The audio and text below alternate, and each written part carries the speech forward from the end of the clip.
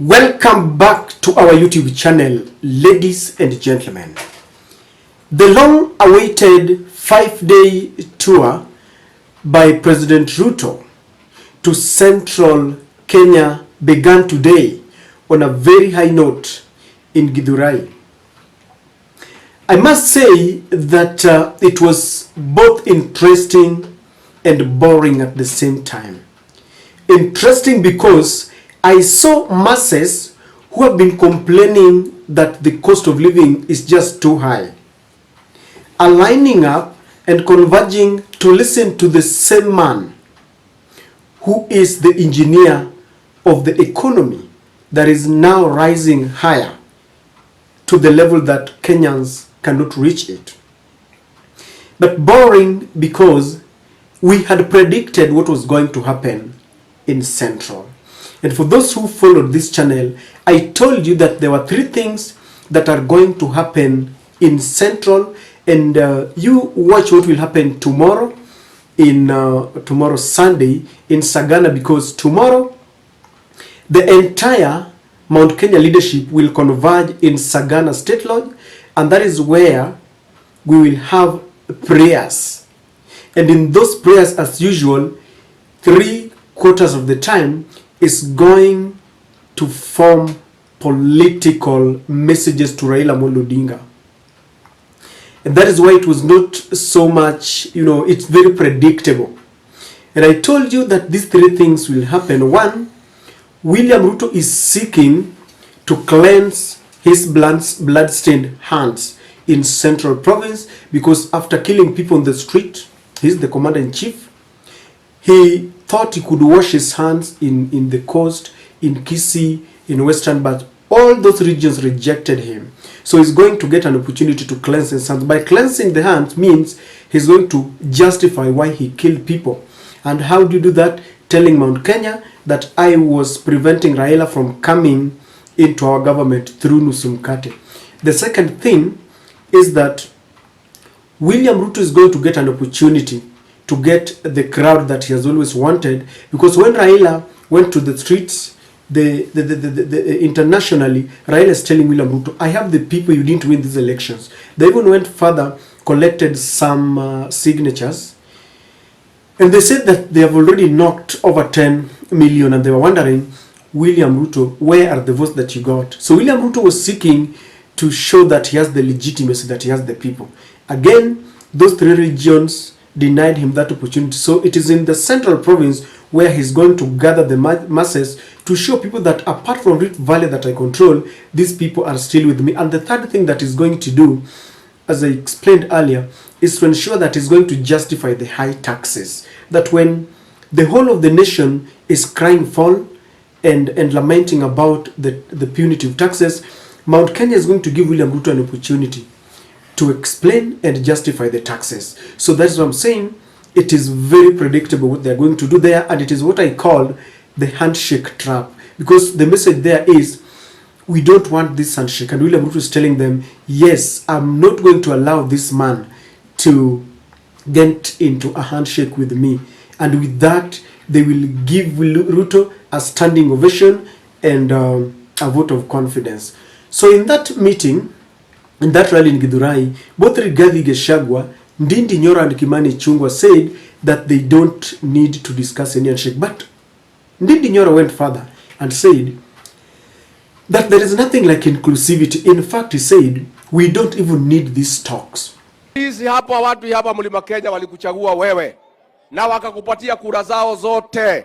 Wamesema kwa kauli moja, mambo ya handshake hawataki.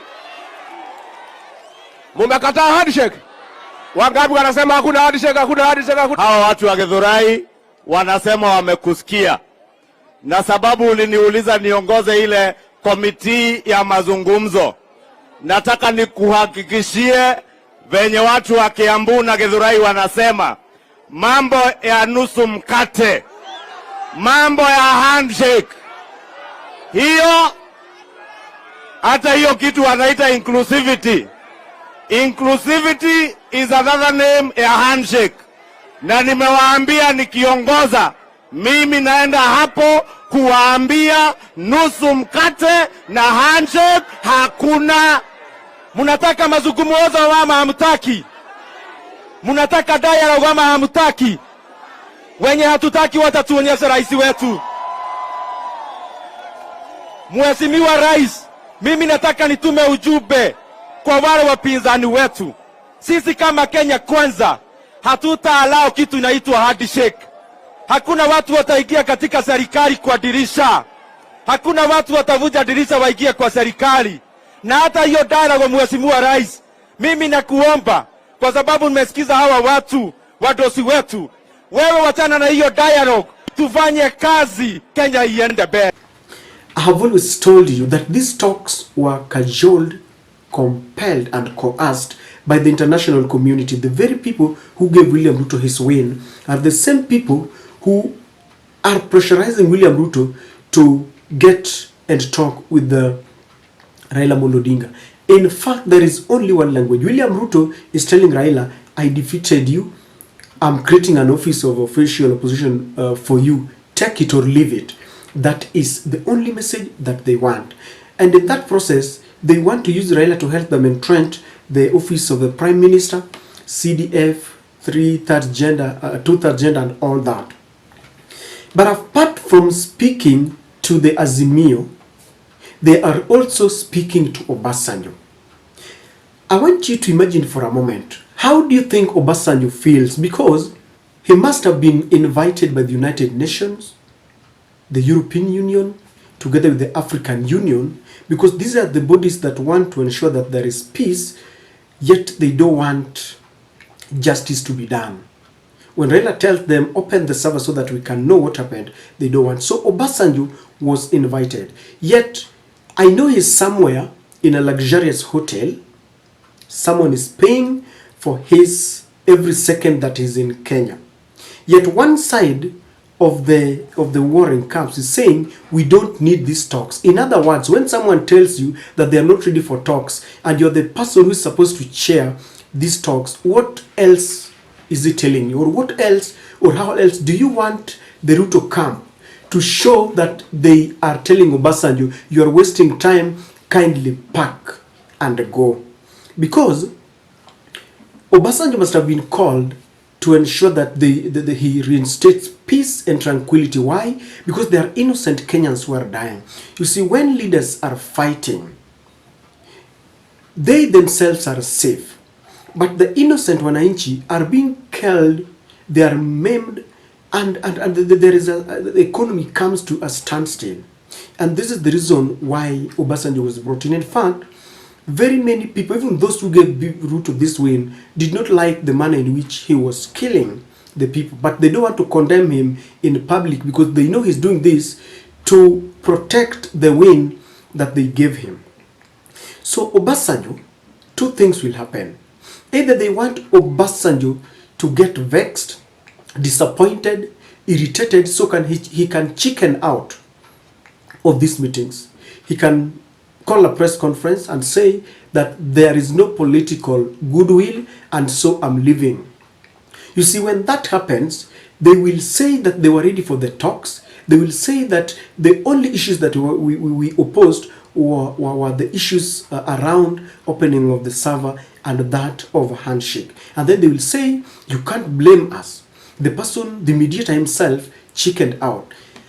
And you see, Kimani Ichungwa had started by saying that they requested both sides not to mention the name of Obasanjo, but the Raila camp mentioned him.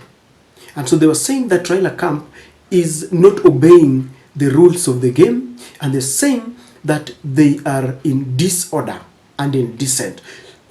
Now, when Obasanjo gets irritated by the sentiments and the venom that is being spewed by the Ruto camp, he might decide to chicken out. And then they will say that Obasanjo got annoyed because the Raila camp had started, mentioning his name here and there, yet they had agreed not to mention his name. And this is the reason why I'm telling you that William Ruto has finally kicked out Obasanjo. Because even if he doesn't fly back to his country, he is already known that the government has got no political goodwill. Even if they sit on the table, they are going to frustrate him for nothing. These talks will end nowhere. And I've listened to people that are telling Raila Odinga, stop wasting your time. I know Raila means well. I know he's really concerned about the people being killed every day. I know he's really concerned about the high cost of living. But he is dealing with a beast who does not care.